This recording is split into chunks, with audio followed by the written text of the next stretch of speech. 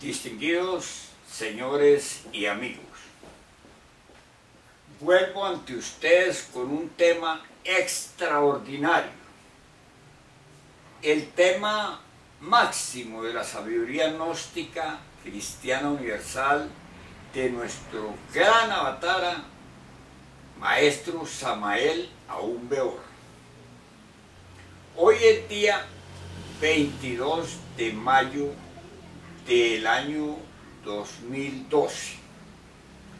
Resulta que cuando yo regresaba de Estados Unidos a México para asistir al Concilio Ecuménico y Congreso Gnóstico Cristiano Universal que se celebró el día 27 de octubre a 3 de noviembre de 1976, llegué a la casa del venerable maestro Samael Aún Weor, a su residencia, en vísperas de tal congreso. Y allí, muy amablemente, él estaba esperando que llegáramos no solo mi persona, sino muchos otros delegados y representantes mundiales del movimiento gnóstico cristiano universal, que tuvimos el privilegio de estar allí con él y de partir con él en aquellas vísperas. Ahora bien, ese día 25 de octubre de 1976, él, como avatara de la era, como el dador universal de la doctrina gnóstica cristiana universal, de paso con su venerable juez del karma, el muy respetable maestro Ravolu, gran maestro Ravolu, coordinador del movimiento gnóstico cristiano universal y, digamos, ejecutor de un orden extraordinario llamado el Nuevo Orden dentro de él, por disposiciones del propio avatara y con poderes absolutos mundiales de establecer el orden donde quiera que fuese necesario, derribar muchos ídolos de arcilla y corregir muchos errores en el movimiento gnóstico cristiano universal. Pues también vale destacar a este gran maestro, a este Cristo también de nuestra época.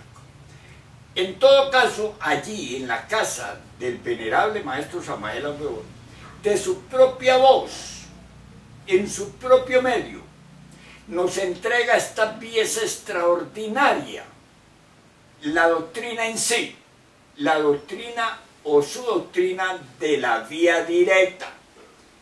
Personalmente, repito, en sus propias palabras, a mí me tocó tomar este video, y en este video pues no falta ni una tilde ni una coma de lo que es su expresión, su cátedra que nos dictó allí para la humanidad, y nos consignó incluso que la grabáramos para que otros también la pudieran tener. Y aquí estamos reproduciéndola ante ustedes para que conste que entregamos esa pieza total, como dije, sin que le falte ni una tilde ni una coma, del avatara venerable maestro Samael Aún Weor. Vamos pues a disfrutar de ella y a aprenderla y a marchar, si es que buscamos nuestra autorrealización íntima del ser, sin más confusiones de tantos que surgen a la fecha, de tantos que se llaman maestros, que se llaman guías, que se llaman pues los llamados, que serán los llamados. No, amigos, sin confusiones, como es el propósito que tienen mis páginas, corregir también muchos errores en este catastrófico final de la humanidad. Con ustedes, el muy venerable maestro Samael Aún Weor, en sus propias palabras. Hasta pronto, mis amigos, y muchas gracias. igual, para perseguir la fecha. Pues bueno, estábamos hablando aquí algo sobre la cuestión de la autorrealización íntima del ser y voy a darles una plática que conviene para que ustedes la graben ahí y la lleven. Todos los hermanos, pues, que todos la puedan llevar. Pues. Alisten pues sus grabadoras. ¿Habrá un enchufe, maestro? Por aquí hay una extensión. Por ahí hay uno. Aquí hay una extensión. Aquí hay una extensión. Hay una corriente. Aquí hay varias. A la corriente de 110 acá. Sí. No sé qué. Pero 220 tenemos Argentina. No van a 110 a 220 les sirve. ¿Sí? Sí, 110 a 220. De 220 a 200, perdón. No. 220 a 240. ¿El tuyo es Pablo? Sí, está bien. Bueno, entonces con eso son bueno, con eso solo esto.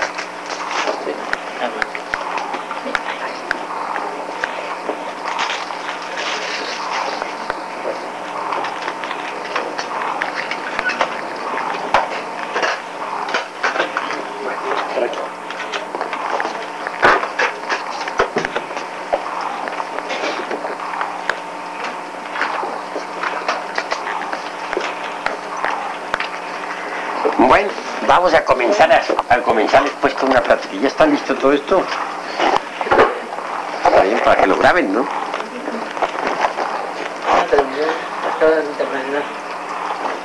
En todo caso, es conveniente saber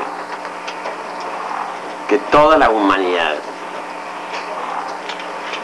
es terriblemente mecanicista en un 100%. Obviamente tal mecanicidad deviene originalmente de ese satélite que gira alrededor de nuestra Tierra y que se llama Luna. Necesitamos nosotros libertarnos de la vida puramente automática, mecánica. Y es posible libertarnos si creamos dentro de nosotros mismos una luna de tipo psicológico. Bien, es cierto que podemos crear tal luna. Lo importante sería eliminar de nuestra personalidad humana todos esos elementos pesados, torpes, que la controlan. Quiero referirme en forma enfática a los agregados psíquicos del orgullo, del engreimiento, de la vanidad,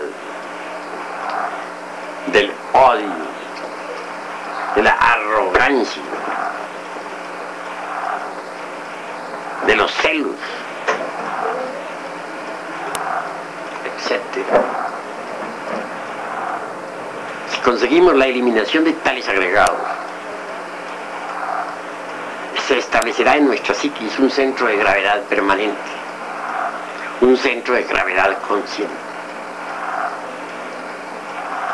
Incuestionablemente tal centro es lo que podemos denominar enfáticamente luna psicológica. Obviamente dicha luna viene a darnos continuidad de propósitos.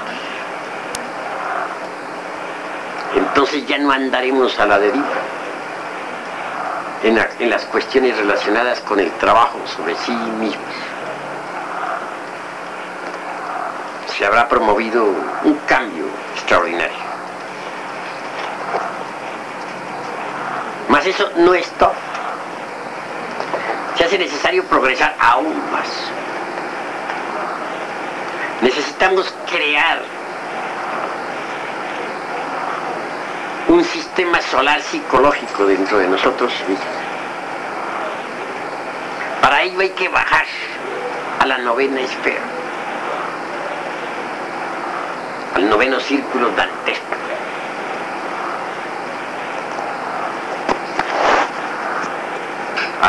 agua encendida de Vulcano, que es el sexo. Incuestionablemente, cualquier creación dentro de sí mismos es posible mediante la sal, el azufre y el mercurio.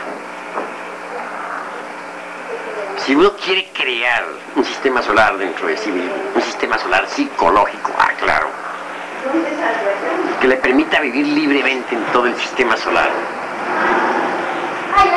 pues debe trabajar intensivamente con la sal, el azufre y el mercurio de los sabios. Esto implica de hecho grandes super esfuerzos. Hay que empezar por conocer un poquito de alquimia. Es necesario saber que el mercurio, del cual hablan todos los alquimistas, es el alma metálica del esperma sagrado. Pero hay que preparar esa alma metálica del esperma sagrado. Esto es cuestión de laboratorio. Si uno no prepara el mercurio, ¿con qué va a hacer la gran obra? Para poder realizar la gran obra, pues debe preparar el mercurio de los sabios. ¿Y cómo prepararía el mercurio de los sabios? Mediante el secretum secretorum de la alquimia. Se trata de un sencillo artificio que ustedes ya conocen. Es la conexión del lingam yoni, es la eyaculación del ens seminis, porque dentro del ens seminis está todo el ens virtutis del fuego. Es sencillo ese secreto, un secretor de la santa alquimia.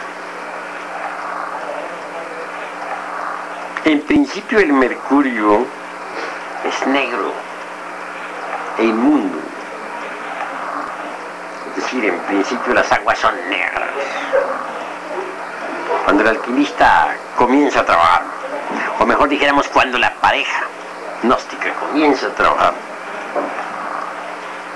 se le representa con el cuervo negro del alquimia, porque sus aguas mercuriales están negras.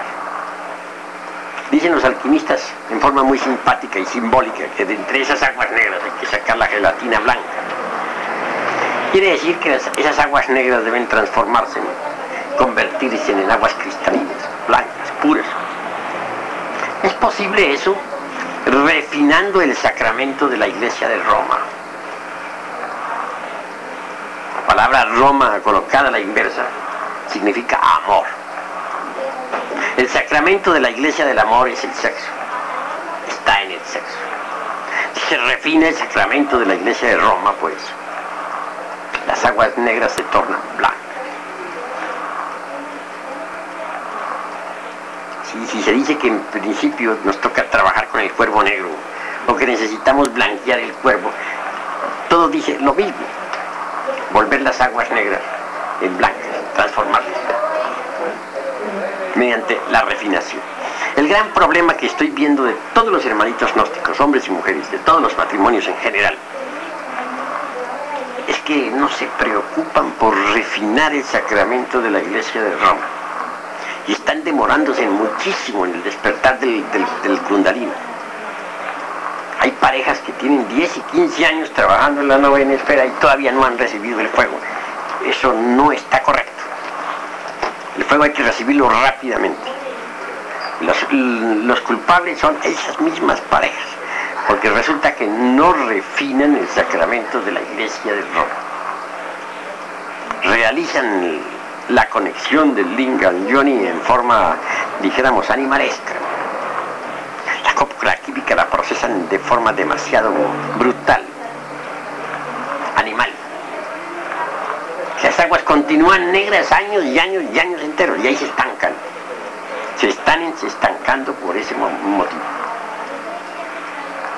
Pero si se refina el sacramento de la Iglesia de Roma y se hace del coito, como dijera San Agustín, una forma de elaboración, entonces las aguas negras se tornan blancas. Al llegar a ese estado, pues, se recibía en el Egipto sagrado la túnica de Eftaf, o sea, de la castidad, túnica blanca, de lino blanco. Las aguas negras han sido simbolizadas, repito, con el cuerpo negro, pero las aguas blancas para iniciar nuestra charla con el doctor Samael Aún Beor, quisiéramos preguntarle qué significa el movimiento. Posteriormente hay que convertir las aguas blancas en amarillas, porque el verdadero color del mercurio es el amarillo. Por eso es que el planeta Mercurio lo representan siempre con el color amarillo, Mercurio de los sabios. Al llegar a ese estadio, se dice que las aguas se han convertido en el águila amarilla, o se les alegoriza con el agua águila amarilla. Las aguas amarillas reciben el azufre siempre. ¿Qué es el azufre? El azufre es el fuego luciférico, fuego sagrado. Ese azufre mezclado con el mercurio, más la sal sublimada que se levanta pues del fondo del vaso hermético, constituyen en sí mismos el vitriolo de los sabios. La palabra vitriolo vale la pena analizarla. Visitan interiorem interram rectificatur invenias occultur lapidum. Visita el interior de la tierra, que rectificando hallarás la piedra oculta. ¿Qué clase de piedra? Pues la piedra filosofal. ¿Cuál piedra es esa? La piedra filosofal es el mismo carbunclo rojo. Es el crestos o magnesio interior, revestido con los cuerpos de oro. Esa es la piedra filosofal. Pero hay que rectificar entre las entrañas de la tierra, rebuscar entre ese vidrio líquido, flexible, maleable, para poder fabricar la piedra. De manera que una vez con el mercurio ya preparado, se puede crear los cuerpos existenciales superiores del cielo. En una octava superior, tal mercurio sirve para fabricar el cuerpo astral. En una segunda octava nos daría base para fabricar el cuerpo de la mente. En una tercera octava podría darnos base para fabricar el cuerpo de la voluntad consciente, o cuerpo causal. Creados esos cuerpos, se reciben los principios anímicos, espirituales, o étnicos, búdicos, que nos convierte de hecho en hombres, en el sentido más completo de la palabra. Es decir, con tales cuerpos tenemos nosotros de hecho ya creado el sistema solar en miniatura dentro de nosotros mismos, aquí y ahora. Nos convertimos en un sistema solar en miniatura, microcósmico para ser más exacto, microcósmico. Habremos creado el sistema solar psicológico, así como creamos la luna psicológica. Quien posee el sistema solar psicológico dentro de sí mismo es un hombre de verdad. Antes de poseer uno el sistema solar psicológico dentro de sí mismo, antes de haberlo creado, no es hombre. Aunque crea que lo es, no lo es. Es animal intelectual, pero no hombre. Los mejores sabios lo han dado a entender, pero no se atreven a decirlo. No se atreven por miedo. Temen. Temen al ridículo. Temen a la reacción de las gentes. Sienten vergüenza. No lo dicen, lo van a entender, pero nada más. A mí francamente me parece que hay que poner las cartas sobre la mesa y decir la verdad, con valor, cueste lo que cueste. Mientras uno no ha creado los cuerpos existenciales superiores dentro de sí mismo, no es hombre, es animal intelectual. Hasta en las facultades de medicina se ha dicho. Aquí un profesor de medicina aquí en el Distrito Federal, en plena cátedra, dijo: nosotros somos mamíferos intelectuales, o racionales, que es lo mismo. Lo dijo, y lo curioso del caso fue que los discípulos no reaccionaron. Todo el mundo aceptó, lo dijo el profesor, ni modo, callarse el pico todo el mundo. Pero como se dijo en la Facultad de Medicina, no hay problema, ¿no? Lo grave es cuando se dice en una sala, ¿no? Y sin embargo en la facultad se dice y está aceptado. Realmente eso es el que no ha creado los cuerpos existenciales superiores del ser. Pero para poderlos crear hay que preparar el mercurio de los sabios.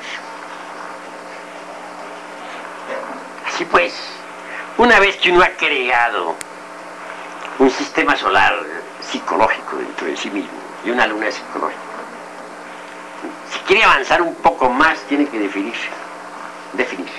Se le presentan a uno dos caminos al llegar a ese estadio del ser.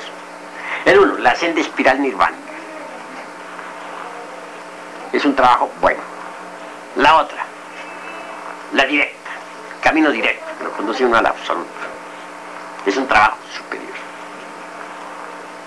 Muchos se definen por el camino espiral nirvánico. Como sus frutos son menores, los sufrimientos también son menores. Quienes se definen por el camino directo sufren más, porque sus triunfos son mayores. Por lo tanto, el dolor es más tremendo. En cuanto a lo que me atañe, soy un caminante de la directa. Y la doctrina que enseño es la de la directa, para los que quieran ir por la directa. Los que no quieran ir por la directa, pues lo lamento, porque habrá un punto en que todos tendrán que definirse. En los que siguen la espiral tendremos que decirles goodbye. Y los que seguimos la directa, pues vamos hacia el absoluto. Que te vaya bien. Pues claro. De manera que esa es la cruda realidad de los hechos. Ahora, la ventaja de los que seguimos la directa es que nos convertimos en hombres solares. Pero para convertirnos en hombres solares, tenemos que fabricar un sol psicológico dentro de nosotros mismos, aquí y ahora. Eso es obvio. El sol psicológico. Pero ¿cómo vamos a crear el sol psicológico dentro de sí mismos? Es posible crearlo, pero mediante la eliminación del mercurio seco y del azufre arsenicado. ¿Y cuál es el mercurio seco? ¿Podría alguno de ustedes decírmelo? ¿Podría alguno de ustedes contestarlo? Son los agregados psíquicos. Correcto. Los agregados psíquicos están constituidos por el mercurio seco. Y en cuanto al azufre arsenicado, ¿qué dirías? El fuego sexual y negativo. Correcto. El fuego de los bajos infiernos atómicos del hombre. El fuego que deviene del abominable órgano articulador. Eso hay que eliminar. Si uno elimina los agregados psíquicos y el azufre arsenicado, fabrica oro. Oro de la mejor calidad.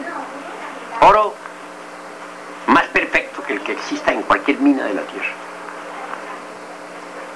Claro, para que haya oro dentro de nosotros mismos, se necesita de un gran artífice, de un artista hermético.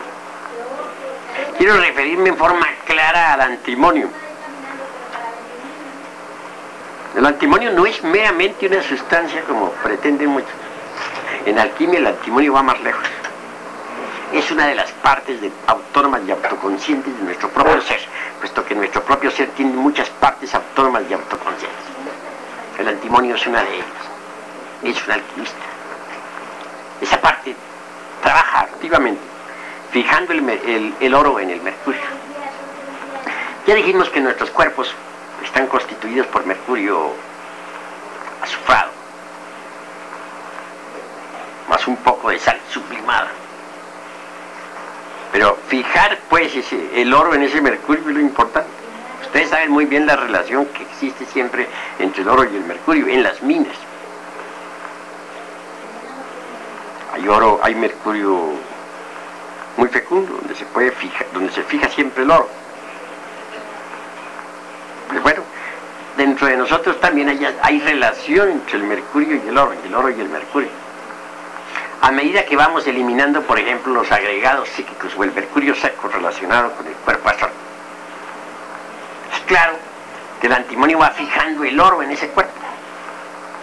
Y llega un instante en que verdaderamente el cuerpo sideral o astral, el famoso eidolon, se convierte en un vehículo finísimo de oro puro, de la mejor calidad.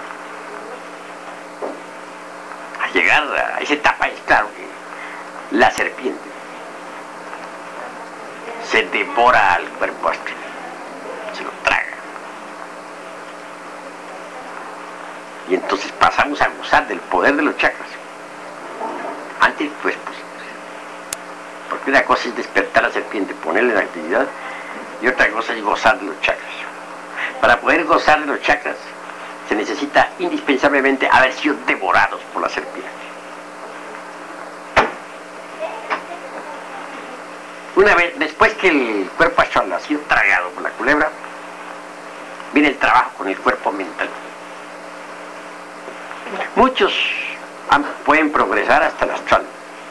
Al llegar a trabajar con la mente, fracasan. La mente es muy difícil. ¿Ustedes saben lo que significa convertir uno su propia mente en una mente de oro? En una mente divinal.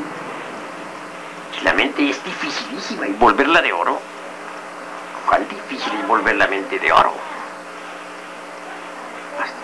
Muchos llegan hasta ahí y ahí fracasan, y ahí no pasa. En mi presente existencia, cuando llegué ahí, fui advertido. Se me dijo, hasta aquí han llegado muchos, pero de aquí para allá es difícil que puedan pasar. Me limité a decir, bueno, voy a intentar. Y me propuse trabajar, eliminar el mercurio seco de la mente. Lo conseguí a través de supremos sacrificios y muy grandes esfuerzos. Y después que aquella mente se tornó en un vehículo de oro, fue tragada por la culebra. Entonces mi mente quedó en ella. El tercer cuerpo que hay que, el cuarto, sí, entre una tercera octava, nos toca trabajar con el causal. Parece increíble que también en el mundo de las causas naturales tengamos mercurio seco, pero lo tenemos. Eliminar el mercurio seco en el mundo causal es muy difícil, porque por lo común los agregados psíquicos del mundo causal o del cuerpo causal están vinculados al karma. Y eso es lo grave. Ahí tiene que haber negociaciones para poder eliminar determinados agregados. Pero esfuerzos espantosos, más allá de lo normal. Terribles arrepentimientos. Allí es donde tenemos que lavar nuestros pies con la sangre del corazón. Todo eso es gravísimo.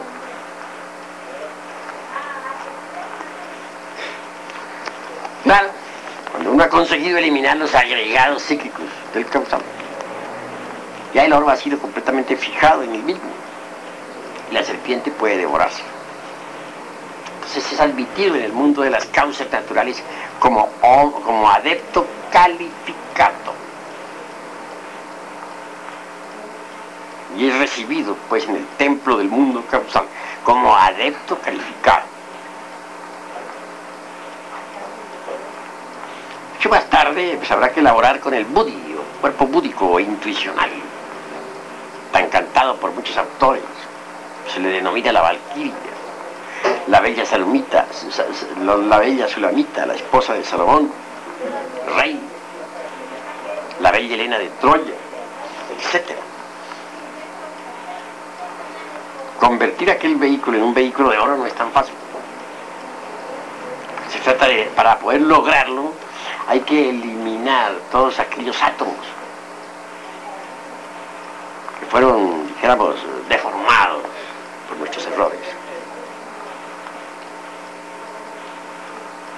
Cada átomo de esos implica una conciencia atómica diferente, deformada.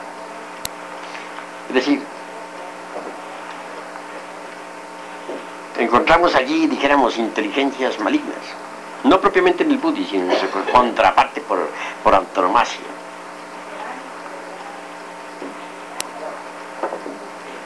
Implica esto cierto descenso, pues, a los mundos de infiernos muy terrible, para poder eliminar agregados psíquicos inhumanos espantosos que se relacionan con la conciencia. Una vez que se ha logrado, pues el cuerpo búdico e intencional resplandece con el oro de los sabios. Y por último viene el trabajo de Atman, el inefable. Convertido a Atman en un vehículo de oro, queda uno firmemente establecido en mí. Puede exclamar, soy una serpiente. Soy una serpiente. Todo este trabajo del cual les vengo hablando a ustedes se realiza en la novena esfera, en el sexo.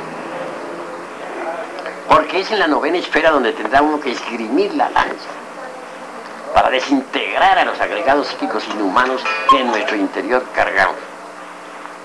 Es en la forja de los ciclos, donde la madre divina Kundalini Shakti empuña las armas de Vulcano para la destrucción de todo el mercurio seco.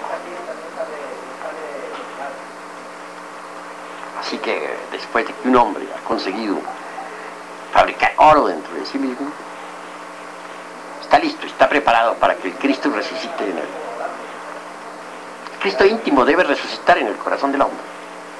Y una vez que ha resucitado, él se vestirá con esos cuerpos de oro, que en su conjunto constituyen el tosoma helíacon del hombre solar. Revestido él, recubierto con esa envoltura metálica fina de oro puro, viene a la manifestación para trabajar la gran obra del Padre. Lo vital es pues llegar a la resurrección. Y es posible si se trabaja como se debe trabajar en la novena esfera. Así pues, necesitamos crear una luna psicológica. Si necesitamos crear a un sistema solar psicológico dentro de nosotros mismos, también necesitamos crear al sol psicológico dentro de nosotros mismos, es decir, al hombre solar. Pero eso no es todo. ¿Ustedes creen que porque un hombre solar es tal, deba quedar estancado como tal? El hombre solar tiene derecho a convertirse en hombre galáctico. Tiene derecho a marchar hacia Sirio. El rayo de la revolución de la conciencia nos conduce a Sirio, hacia el sol central Sirio, la capital de la Vía Láctea, alrededor del cual giran millones de constelaciones. Si un hombre solar quiere convertirse en un hombre galáctico, necesitará inevitablemente crearse una galaxia psicológica dentro de sí mismo.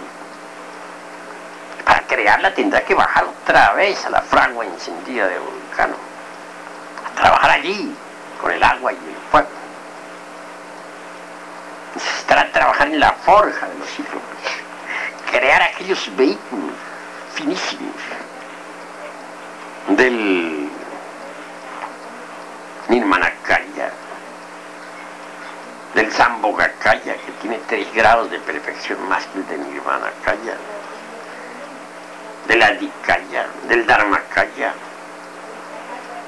Vehículos que le permitan existir como hombre galáctico en la galaxia y vivir en Sirio. Para eso debe bajar a crear los cuerpos que necesita para convertirse en hombre galáctico. No podría uno ser un hombre galáctico si no poseyera los 4 kayas de la alquimia. Una vez que uno los ha creado, se convierte en hombre galáctico.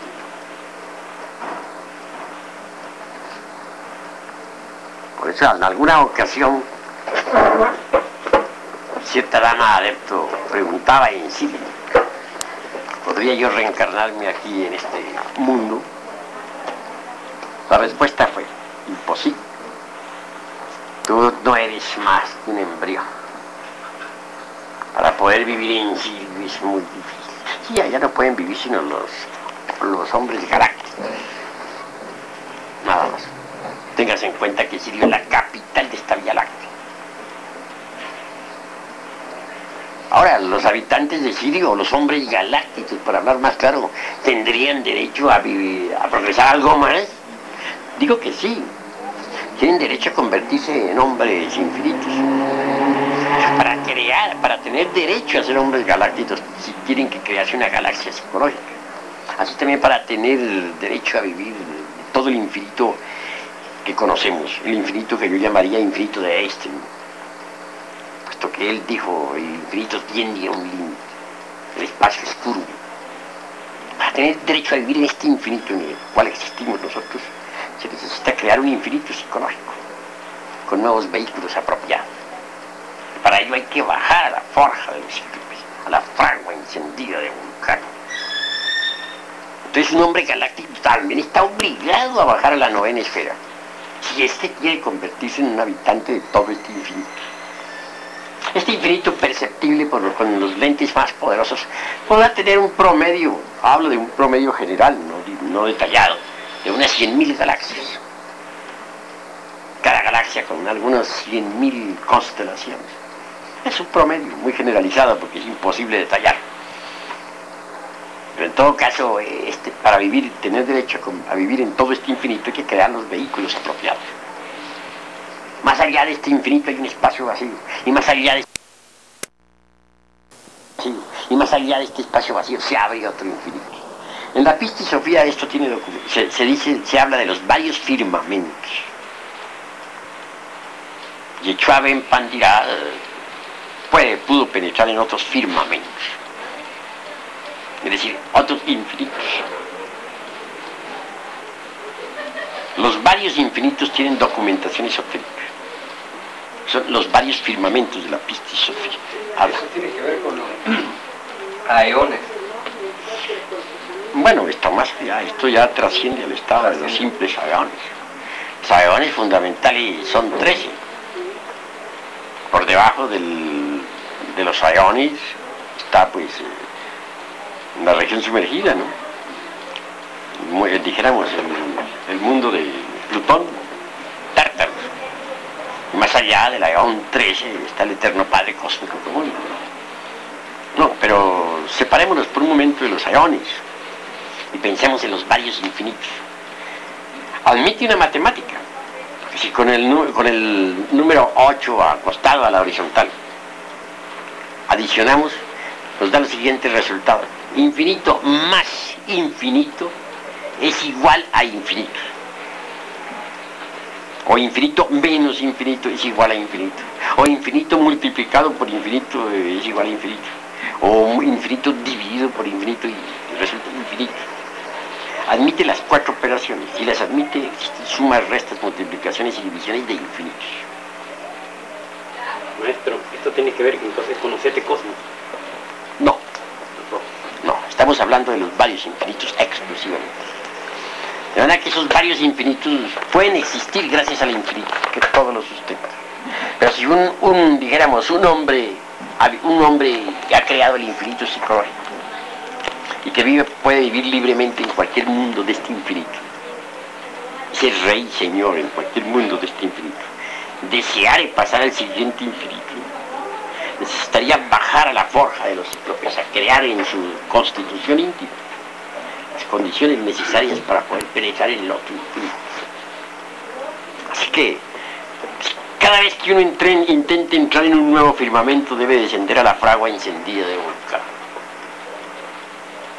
Esa es la cruda realidad de los hechos. Cada vez que intente subir un nuevo, pasar a un nuevo nivel del ser más elevado, debe bajar a la fragua encendida de Vulcano.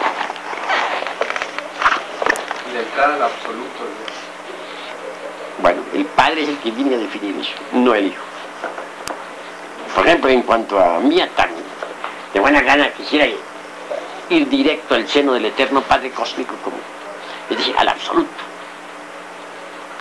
el seno del omnimisericordioso, de la infinitud que todo lo sustenta. Pero, ¿podría yo acaso definirme en eso? Es obvio que no, porque el que manda es el Padre, no yo. Él es un cosmocrátor, es el regente del planeta Marte.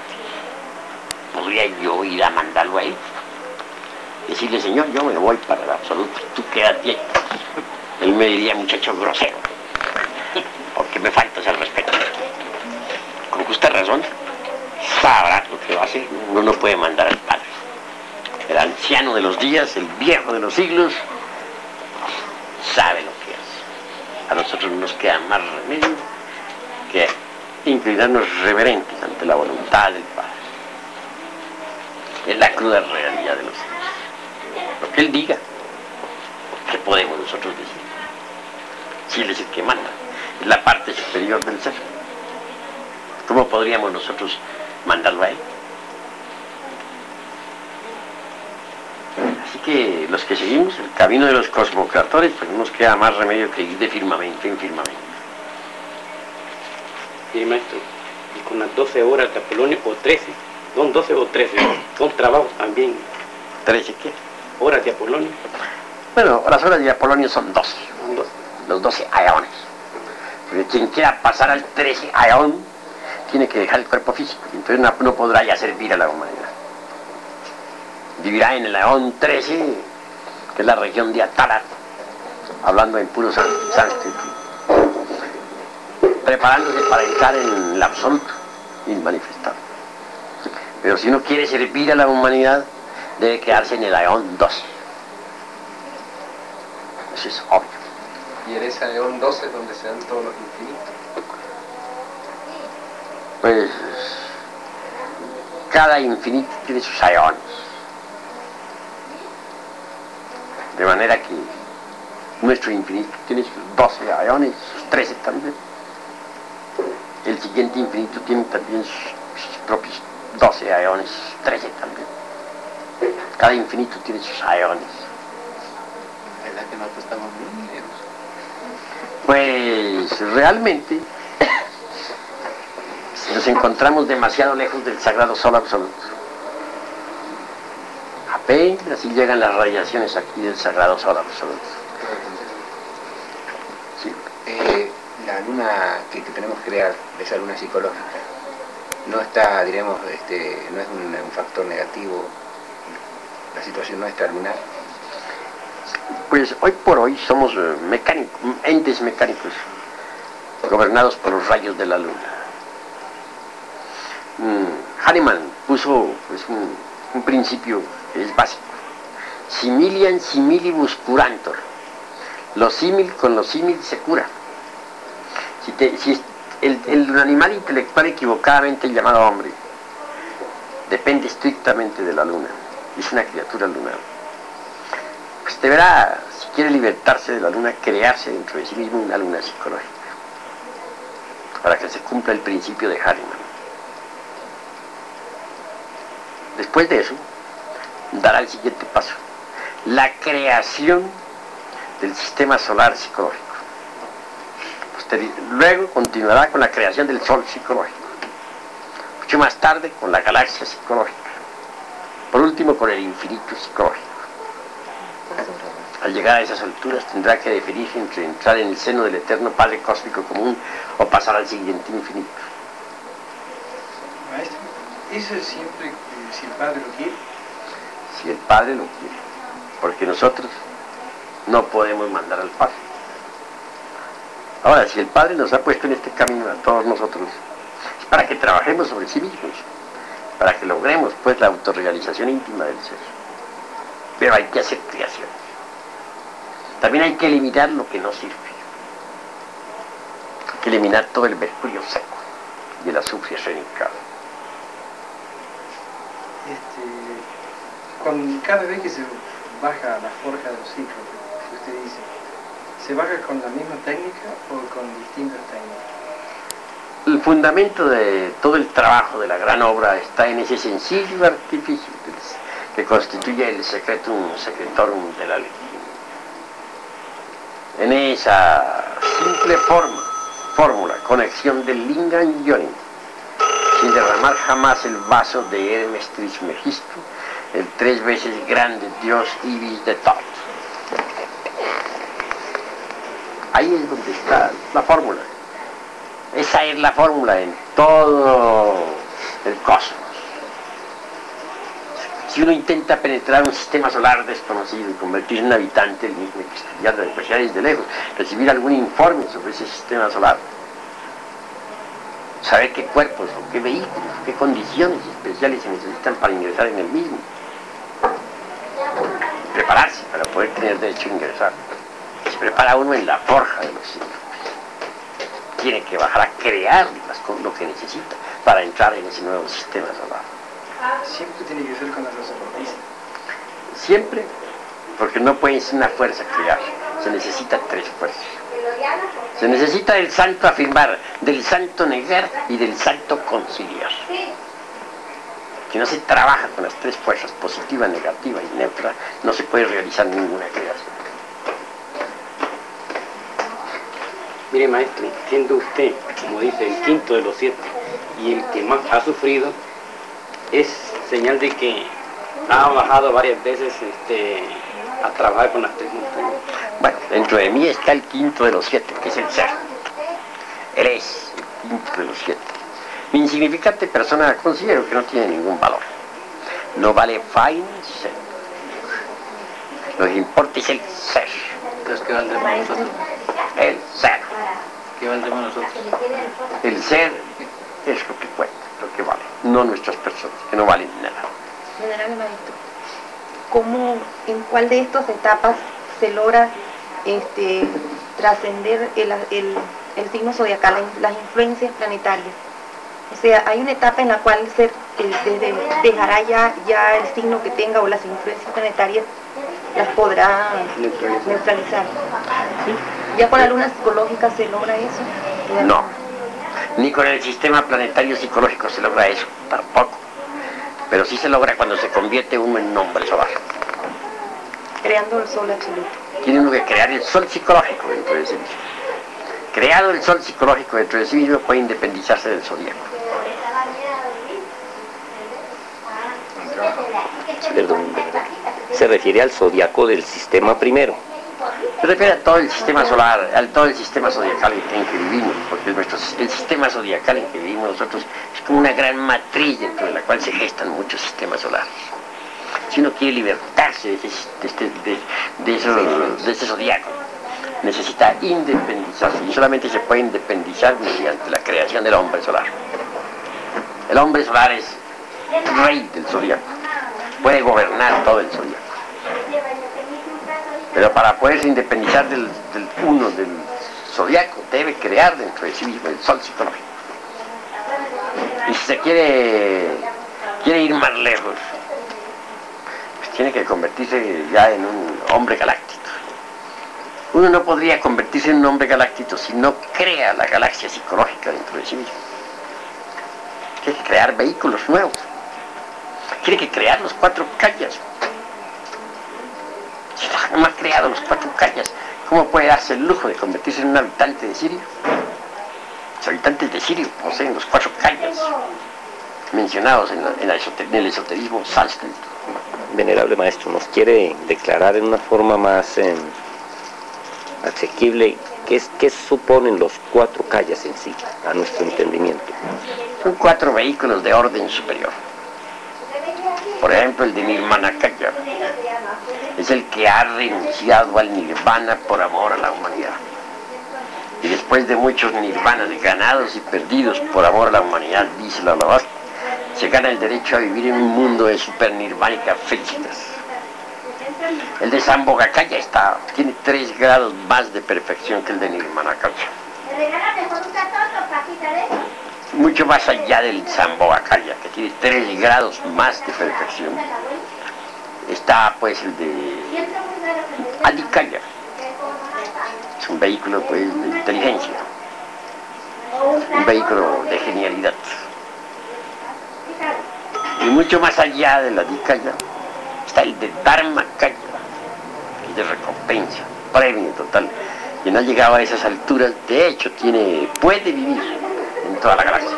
Ha creado la galaxia psicológica dentro de sí mismo. Muy agradecido, venerable. De manera que, hermanos, hay grados y grados. Pero sí les digo una gran verdad. Si uno no elimina todo el mercurio seco que lleva en su interior, es decir, los agregados psíquicos inhumanos que en nuestro interior cargamos, se fracasará lamentablemente. Se convertiría uno de hecho, pues, en un Hanasmussen con doble centro de gravedad. En un fracaso cósmico, un aborto de la Madre Divina Kundalini. Uno necesita eliminar todos los agregados psíquicos que personifican a nuestros errores. En tanto no lo haya hecho, tendrá que vivir en estado de inconsciencia. Todo bodhisattva caído es Hanasmussen. De hecho que sí, porque tiene doble centro de gravedad. El uno es el del bodhisattva en sí mismo, el otro es el del ego. Luego entonces posee doble centro de gravedad y van mal. Maestro, ¿puedo hacer una pregunta? Sí, en el trabajo de la forja, de los ciclos, el complemento, cuando uno se ha casado, diremos así, un poco mecánicamente, ¿cuál es la situación cuando se ingresa en este camino, en este sendero, y no hay un complemento perfecto o aproximado, no sé cómo decirlo? ¿Qué se puede hacer? ¿O qué se debe hacer? Pues realmente el matrimonio mecanicista es el platillo del día. Pues toda la tierra está llena de matrimonios mecanicistas. Pero si se ingresa, Con permiso. hay que tornarse consciente. Hay que comprender primero que todo es la doctrina. Comprenderla a fondo, mediante el estudio, la reflexión. Ahora Para sí, perdonar un momentito, maestro. pues, para ver. Manzana para cada uno. Ahora si no se complementa bien la pareja, si no se entienden bien, pues hay que tratar de arreglárselas como se pueda. Como se pueda con la que uno no se entiende. ¿Y qué vamos a hacer? Uno no podría darle divorcio a una mujer que no le está haciendo ningún mal a uno. Si la mujer no le es infiel a un hombre, ¿por qué el hombre le va a pedir carta de divorcio? O viceversa, si el hombre no le está siendo infiel a la mujer, no la está, sí, no está adulterando, ¿por qué viene ella a pedirle carta de divorcio? Solo por motivo de fornicación, de adulterio. Con mutuo acuerdo también, ¿no? Sí, es permisible, es lícito. Con mutuo acuerdo también. ¿Cómo dices? Mutuo acuerdo, si la pareja decide, no nos complementamos, no somos complemento sexual o lo que sea. Bueno, eso es la ley moderna. Usa de divorcio, ha dicho él. Es lícito darle a la mujer carta de divorcio. Causal de divorcio. Motivo. Por ejemplo, es decir, adulterio. Sí, solo por esa causa sí se le puede dar carta de divorcio. Pero aquello es que porque no se entiende. He visto por ahí avisos, he visto anuncios muy curiosos. Una mujer se divorció del hombre por un solo motivo. Porque el hombre roncaba mucho. Roncaba mucho. Por eso, porque al dormir roncaba demasiado. Detallitos insignificantes sirven hoy en día en la vida moderna para el divorcio. Total que en vista de eso, debemos ser reflexivos. Sí, muchas me escriben a mí diciéndome, muchas mujeres, que el marido de ellas que no les da, que sí les da, que les golpea, que no les golpea, en fin, 50.000 cosas por el estilo, ¿no? Muchos hombres me dicen que qué hacen con esa mujer, que no la pueden querer ya porque es de muy mal genio, porque les pelea mucho, porque no les atiende la comida, en fin, muchas cosas. ¿Ustedes creen, mis estimables hermanos, que esas gentes están aprovechando el tiempo? Entiendo que están mal aprovechando el tiempo. Pues en la vida práctica es el gimnasio psicológico donde nosotros debemos autodescubrirnos. Un hombre que se queja de su mujer, siendo gnóstico, su mujer tiene mal carácter, se queja de los defectos de ella en general, ¿creen ustedes que está preparado realmente para la autorrealización íntima del ser? Al contrario, mientras más difícil es el ambiente de hogar, especialmente, mejor es como gimnasio psicológico. Porque es precisamente en medio de las dificultades psicológicas donde nosotros podemos autodescubrirnos. Qué bonito es el momento en que lo está uno insultando a la mujer, poner uno cuidado a ver qué parte del ser de uno, de qué parte del ego está reaccionando. A veces se hiere el amor propio, a veces el yo de la autoimportancia se siente modesto, a veces el yo del egoísmo blasfema y protesta. Vale la pena ese gimnasio psicológico, es formidable. Pues no debe ser motivo de divorcio. Ahora, queda un problemita, es un problemazo. El del trabajo incide en la novena esfera, la cuestión sexual. Hay mujeres que no quieren el trabajo en la novena esfera por nada de la vida, que lo odian. Es gravísimo, gravísimo, gravísimo. No quedaría sino una sola salida. Trabajar con ese tipo de mujer, sin hablarle de gnosis jamás. Ni de alquimia. Pues no quiere oír hablar sobre eso. Odia eso, pues ¿para qué se le habla sobre eso? No tiene caso. No decirle una palabra. Tendría que volverse el marido ahí una especie de artista. Porque no quedaría más remedio. Simular que está en una conexión profana.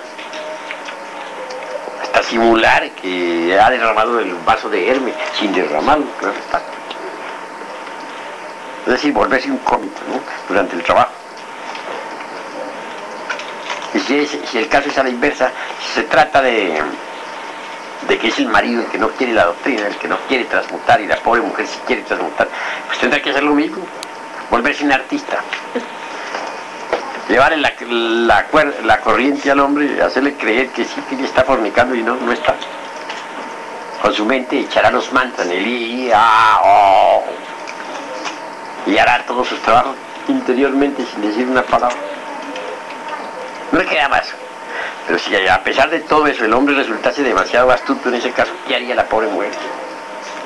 O si la mujer resultase muy astuta para el hombre, ¿qué haría el pobre hombre? Es un caso ya tan grave que no quedaría ya por la autorrealización. Ahí sí no quedaría más que el divorcio. O el divorcio o la fornicación. O el divorcio o el fracaso. De las dos cosas, ¿cuál será preferible? Divorcio. Claro. No quedaría más remedio. Venerable maestro, normalmente... Todas las posibilidades. ¿Ah? Se agotan primero todas las posibilidades. Hay que agotarlas todas. Íntegras. Y si a pesar de todo eso, y si se agotan todas las personas y no hubo posibilidad de remedio, y uno quiere cristificarse, pues tiene que dejar todo por el Cristo. O va con el Cristo o va, en ese caso, con las fuerzas tenebrosas. Tiene que decidirse. Venerable maestro. Permite una pregunta. Sí, hermano. Una pareja normalmente, en la vida actual, a los 60 años el hombre y la mujer, en su condición normal actual, desempeñan la gran obra lo mismo que la desempeñarían potencialmente a los 50 años o a los 40. Bueno, eso depende, ¿sabes? Depende. Hay hombres que a los 60 años apenas si pueden mascar el agua, ¿sabes? Ya, no, es decir, ya pues no pueden hacer la gran obra. Pero hay hombres que a los 60 años están comenzando a vivir. Tienen una gran potencia sexual. ¿En qué está la diferencia de los unos y de los otros?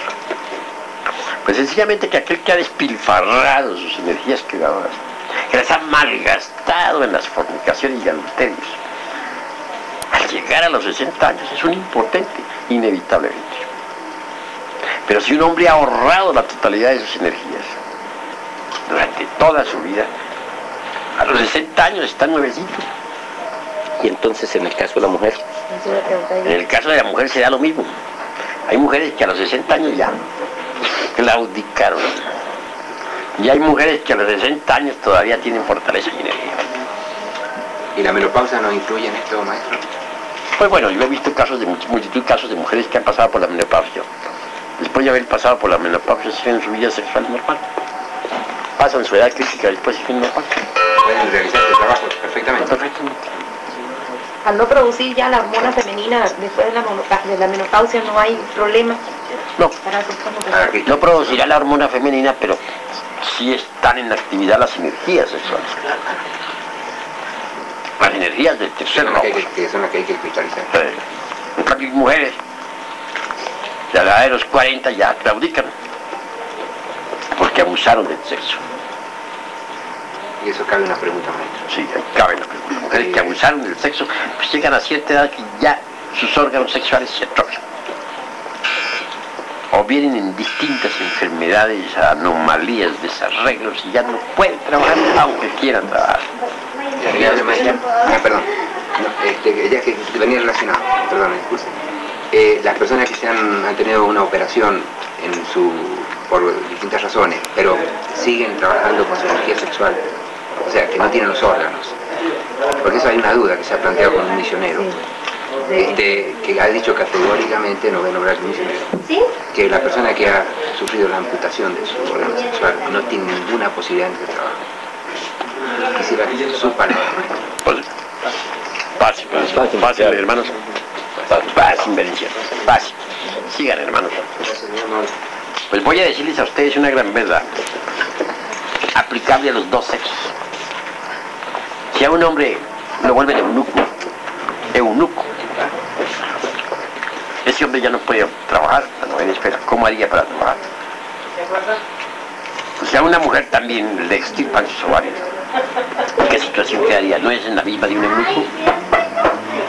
¿Puede acaso un eunuco, sea macho o hembra, trabajar con la energía creadora del tercer logos? Obviamente no. No es posible. En ese caso, pues a la mujer no le queda más remedio que dedicarse a trabajar sobre la disolución del ego hasta donde le sea posible. Aprovechar el tiempo para que en la futura existencia nazca más consciente y poder continuar en su trabajo. Es la realidad de los hechos. Esa pregunta es... Venerable maestro, en ese mismo orden hay ciertas interpretaciones que no se conciben claramente en relación al estado homosexual. ¿Nos quiere usted definir eso de una manera radical? Un homosexual declarado o una lesbiana declarada tiene la posibilidad de recuperarse aún trabajando en la gran obra, la posibilidad, la potencialidad. La respuesta es un poco dolorosa. Ustedes han conocido, algunos de ustedes alguna vez en la vida, a un homosexual perfectamente regenerado. El homosexual que se regenera deja de ser homosexual. ¿Tú has conocido a algún homosexual que en la vida haya dejado de ser homosexual? ¿De verdad en un 100%? No lo hay. Porque es una semilla degenerada. Está podrida. No se puede hacer de nuevo porque está podrida. Así que hay semillas vegetales degeneradas que no germinan, aunque se siembren en muy buena tierra y en las mejores condiciones, no germinan porque están degeneradas. Así también hay semillas humanas, gérmenes humanos. Aunque sean jóvenes, aunque sean jóvenes, pero son gérmenes degenerados que ya no se pueden, de ninguna manera se pueden arreglar.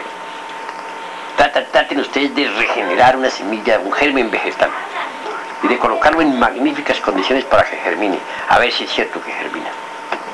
Después de que se demuestre que está degenerado. No germina. Lo mismo son los gérmenes depositados en las glándulas sexuales. Un germen degenerado no germina jamás. De ahí no puede salir un hombre, nunca. Es un caso perdido. Pero en un próximo retorno puede acomodar ese condicionamiento, o sea, tiene un karma, ¿no? Por supuesto.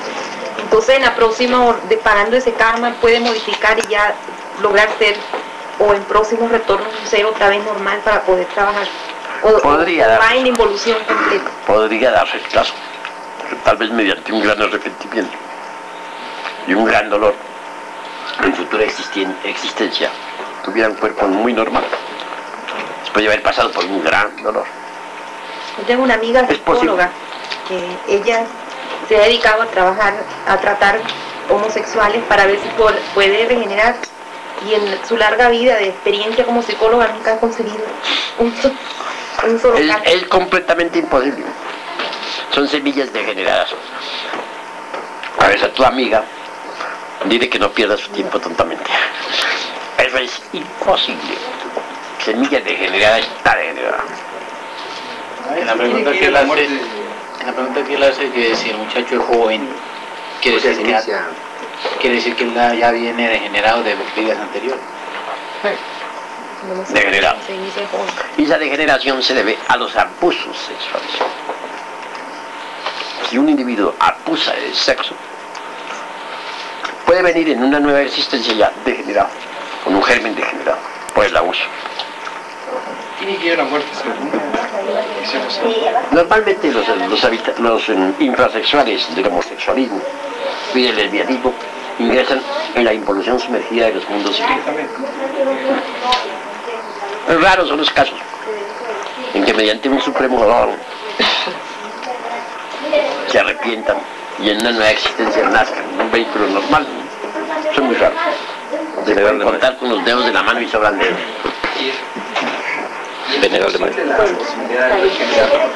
No existe la posibilidad de un homosexual que, por ejemplo, dándose cuenta en base a su anhelo espiritual, empieza a trabajar correctamente con el sexo, etcétera. O con el conocimiento de la gnosis, por ejemplo, un homosexual que llegue al conocimiento gnóstico, ¿no? Y que se da cuenta, bueno, que de todo su error.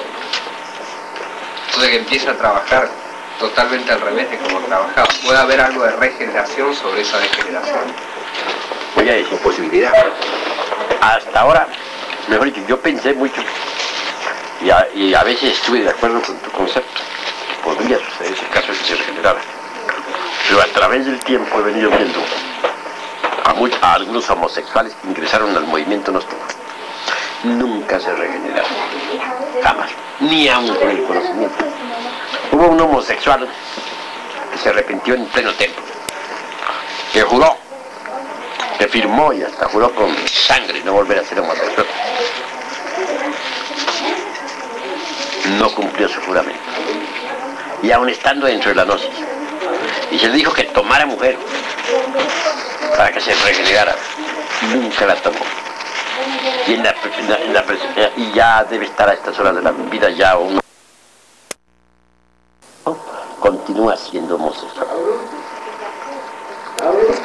De manera que está visto hasta la saciedad que no se regenera. Hay ciertas zonas del cerebro que no le funcionan el cerebro.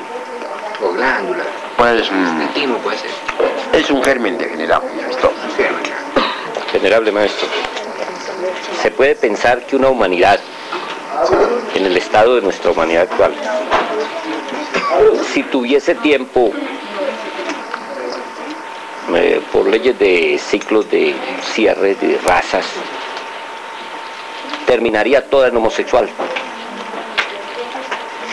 Gracias. ¿Cómo es eso? Vale decir, Explica mejor. la humanidad actual, en el proceso de la fornicación, iríamos al homosexualismo si no se atravesase antes un ciclo que corte la existencia de esa humanidad. Pues así es. Tengas en cuenta las estadísticas. En Estados Unidos y en Inglaterra, por ejemplo, donde ya pues es terrible el porcentaje de homosexuales y de lesbianas. Espantoso. Hasta tal punto que en Inglaterra ya está legalizado el homosexualismo. Ya se casan los homosexuales entre sí. Y las lesbianas. De manera que, al paso que va la humanidad, si no viniera una gran catástrofe, terminaría casi toda convertida pues en homosexuales y lesbianas. La degeneración es espantosa. Se trata de una humanidad fracasada. Hay que tener en cuenta que la humanidad actual está fracasada. Desgraciadamente. Es doloroso decirlo, pero es la verdad. Esta humanidad fracasó. Y nosotros estamos luchando por tratar de formar un ejército de salvación para poder formar una nueva raza, porque esta ya no tiene remedio. Esta raza es un caso perdido. Estamos haciendo labor en gran escala, luchando para sacar lo poco que sirva, y relativamente poco, para que sirva y que pueda servir de núcleo para la futura gran raza. ¿Aumenta la perversidad cuando la humanidad fracasa? O sea que se va más rápidamente la vida. Pues claro, se vuelve cada vez más perversa. Y cínica además. Esta humanidad llegó a un cinismo que es despamparante, espantoso. Ya no importa, por ejemplo, la palabra asesinato, por ejemplo, ya no es homicidio para el crimen. Los homicidas, que son tantos, la tienen como una palabra y nada más. Dicen ellos, vivo o muerto, pero nada más. O se vive o se muere y nada más. Homicidio es una palabra inventada que no tiene la menor importancia. Así dicen los cívicos del crimen. Ahora, ¿se repite un ciclo del tiempo lemúrico? ¿Cómo? ¿Se repite un ciclo de la época lemúrica? ¿La época qué? Lemúrica. Bueno, al final siempre toda humanidad está degenerada. Por ejemplo, la Lemuria tuvo 7 subrazas. Al final había llegado al máximo de degeneración, mas nunca a un grado de degeneración como el que llegó la Atlántida. Al final, al final del continente atlántico, al final de la raza atlántica, la 7ª subraza se llegó a un grado de degeneración millones de veces más terrible que la Lemuria. Ahora, actualmente estamos en final de la raza aria. Y en este preciso momento la degeneración es millones de veces aún más pavorosa que la degeneración del Atlántico. Se va por grados. Cada raza tiene 7 subrazas. Y en la última subraza se llega al máximo de degeneración. Por ejemplo, raza polar. Final, pues se llegó a la degeneración. Raza hiperbórea. Al final se llegó al grado de la degeneración. Raza lemúrica, final de generación. Raza atlante, final de generación. Estamos en la 5ª raza, final de generación. Actualmente es pues mucho más densa y más terrible la degeneración. Ahora, ¿eso es debido a la ley del eterno retorno? ¿La ley de recurrencia? Bueno, se debe a las espiras y recurrencia. Retorno y recurrencia, pero en esto juega la espiral gran papel. Cada una de las 5 razas, dijéramos, las 5 razas están escalonadas. Desde la raza superior, que es la primera, hasta la 5ª. Es como un edificio de 5 pisos. Actualmente estamos en el 5º piso. El 5º piso inferior, la planta baja y última. Por ejemplo, investiguemos Lemuria. Me propuse investigar Lemuria. La investigué en los registros acáchicos de la naturaleza. Las memorias acáchicas. Por efecto, pedí el permiso al padre antes que todo para hacer la investigación esotérica. ¿Cómo no? Conseguí sacar mediante las invocaciones tántricas a la Lemuria de entre sus archivos acáchicos. Sacar, dijéramos, sus memorias. O para hablar en un lenguaje más esoterista, diríamos, las cintas aquellas teleoginoras. Son vivientes películas de lo real, lo que ha acaecido, tal como están escritos en las tablillas esas de la casa, de acuerdo con los legominismos de Asyata Shemaj. Surgió Lemuria pues ante el centro de la, dijéramos, del Sahasrara.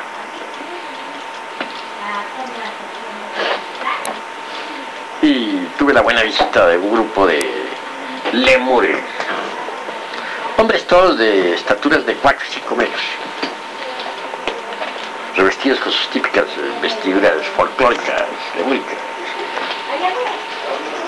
sus mantos y sus extraños sombreros metálicos, etc. Tomaron asiento así como ustedes lo tomaron. Entonces hablé al principal de ellos con el propósito de investigar las cuestiones relacionadas con el sexo. ¿Cuál es el jefe? Dije, de todos ustedes, jefe de esta familia. Uno de ellos tomó la palabra. Soy yo. Está bien. ¿Cómo realizaban ustedes el acto sexual en Lemuria? ¿Cómo se reproducían ustedes en su época? Bueno, Claro, entre paréntesis, estaba hablando yo con habitantes de la séptima subraza, de los degenerados. Nosotros nos uníamos sexualmente, hombre y mujer, para la reproducción. Realizábamos la conexión del Yin normalmente. Ustedes derramaban el vaso de Hermes, sí lo derramábamos para poder crear hijos. Pero solamente realizábamos la unión sexual exclusivamente cuando queríamos criar un hijo y nada más. Nunca por placer, siempre cuando queríamos criar. Y lo hacíamos con entera veneración y profundo respeto. No derramábamos el esperma sagrado jamás fuera del vaso sagrado.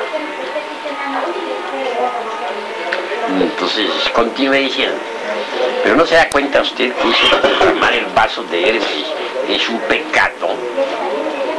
Bueno, nosotros lo hacíamos con entero respeto. Eso lo hacían ustedes en su época, cuando ustedes eran habitantes de la séptima subraza, en la Lemuria. Pero no, así no se reprodujeron siempre los habitantes de la Lemuria. Cuando se produjo la división de sexos, por la mitad de la época lemúrica, por la tercera subraza, la reproducción se hacía dentro de los templos y no se derramaba el vaso de Hermes. Entonces se reproducían los seres humanos mediante Kriya Sakti, por el poder de la voluntad y de la yoga. Digo, eso sí nosotros no sabemos. ¿Quieren que se los demuestre, señores? Sí, nos gustaría conocer eso. Esta clase de trabajos son muy importantes, ¿no? Invoqué, de hecho, hice una invocación táctica a un viejo habitante de la antigua Lemuria, de esos que se reproducían por Kriya Sakti, el poder de la voluntad y de la yoga, exclusivamente dentro de los templos. Concurrió a mi llamado, gigante, como de 4 o 5 metros de estatura, venerable, anciano, cabellos blancos, barba blanca, impecable. Allí sí pude ver perfectamente que ese anciano, por esta época, debe estar caído, tiene cuerpo físico en algún país del mundo que todavía no sé, pero tiene cuerpo físico. Traía vestía con sus vestiduras sagradas, sus sandalias. Sobre su cabeza traía pues algunos extraños sombreros unos sobre otros, motivo por el cual tuve que regañarle, recriminarle. Le dije, ¿qué es eso que trae usted sobre su cabeza? ¿Qué significa todos esos sombreros del siglo XX? ¿No siente usted vergüenza de eso? ¿No se da cuenta que usted viene dormido? Lo que está trayendo son formas mentales sobre su cabeza. Quítelas, disuélvalas, desintégrelas. Las desintegró instantáneamente. Eso sí, las desintegró. Pero con todo eso pude ver que su conciencia ya venía dormida. Es decir, a pesar de haber sido un individuo sagrado, ahora está dormido por estos tiempos. Debe estar caído, claro está que sí. Está caído con toda seguridad, se lo digo, por este tiempo. Pues, le dije, bueno, estamos hablando aquí sobre el sexo, la reproducción en la antigua Lemuria. Dé testimonio usted aquí en este recinto sobre el modo de reproducción del antiguo continente Mu. ¿Cómo se reproducía la gente en su tiempo? Los que usted ve aquí no son sino gentes de la séptima subraza, ya estaban degenerados. Ahora, ¿cómo se reproducían las gentes de su tiempo cuando todavía no estaban degenerados? Me dijo, señor, nosotros nos reproducíamos por medio de Kriya Sakti. Nos reproducíamos en el templo exclusivamente. No derramábamos jamás el esperma sagrado. Nunca. ¿Han oído ustedes, señores, el testimonio que da este caballero, que es de tiempos más antiguos que el de ustedes? Dijo, sí. Hemos escuchado, pero nosotros los de la séptima subraza nada sabíamos de eso. Bueno, los de la tercera sí sabían. Se reproducían por medio de la voluntad y del yoga en los templos. No estaban caídos, vivían en estado eténico. ¿Se siente usted capaz, le dije, de dar testimonio de esto al mundo? Dijo, yo sí. Con gusto daré este testimonio a la humanidad.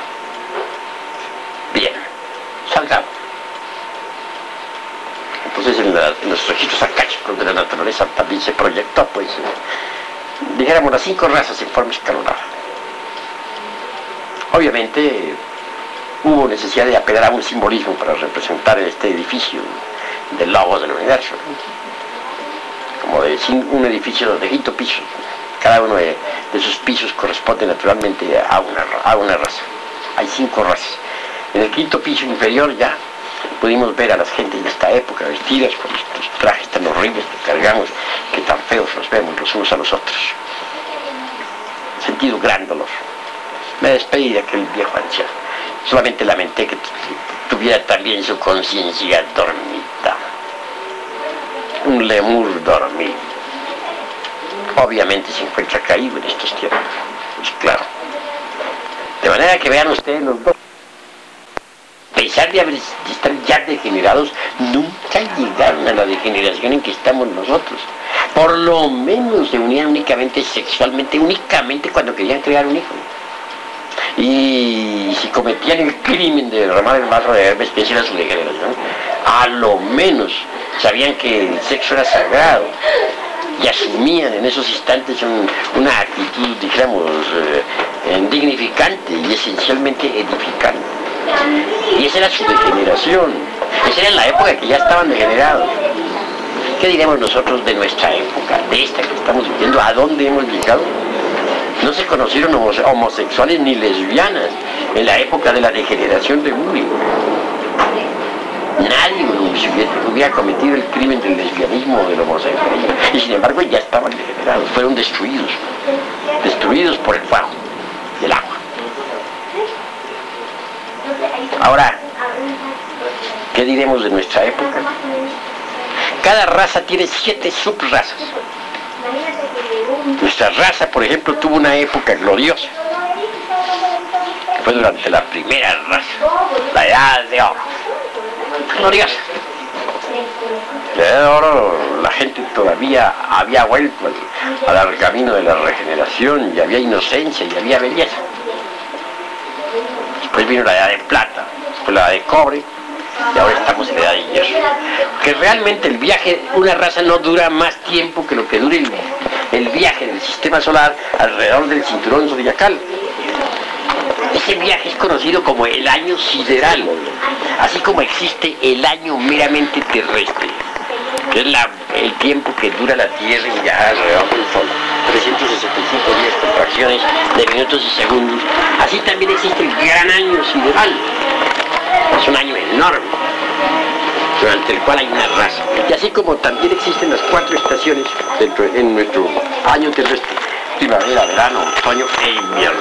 Así también existen 4 estaciones en el gran año sideral. Primavera, la edad de oro. Verano, la edad de plata. Otoño, la edad de cobre. Invierno, la edad de hierro. Siempre que se llega al invierno, la edad de hierro, viene un cataclismo que lo trae Hercólogos. Ahora estamos en la edad de hierro y el cataclismo ya viene. Hercólogos ya está de viaje hacia la Tierra. Ya viene. Está siendo visto a través de todos los telescopios del mundo. En este momento lo ven, ya lo... Todos los astrónomos, ellos son los que han hecho el mapa de la catástrofe. No lo he hecho yo. Ahí tenemos en la universidad, ahí tenemos en la institución, aquí en México, el mapa que los astrónomos han hecho de la catástrofe que va a caer. Pero no somos nosotros los que lo hemos hecho, es oficial. Maestro. ¿Qué pasó? Me permite un momento. A ver, dime. Me llama la maestra, ¿qué pasa un momento? ¿Sí? Me van a perdonar el momento. Está bien. Voy por allá. Mientras tanto, las pinturas estamos aquí. Todo lo que nos habla. Ya vengo. A ver a dónde se lleva. Así se que venga. ¿Verdad, maestro? Yo no traje grabadora, pero voy a hacer una cosa. Mis hermanos van a hacer un favor. Voy a comprar un cassette y entonces me gustaría uno que tenga reproducción. Si tenemos oportunidad, con el mayor gusto, siempre y cuando que tengamos la oportunidad. ¿Usted va a estar en Guadalajara? Vamos a estar en Guadalajara. Nos veremos. Obviamente vamos a estar todo el tiempo grabando, y si ustedes quieren y consiguen un cablecito, se hace grabación directa. Algún hermano debe tener. Yo creo que tengo, si les sirve alguno de ustedes. Lo que sí, lo voy a comprar la pila. Grabación directa, porque puede... Claro, mejor. Primavera. Deben conseguir varios cassettes, los que van a hacer muchas conferencias.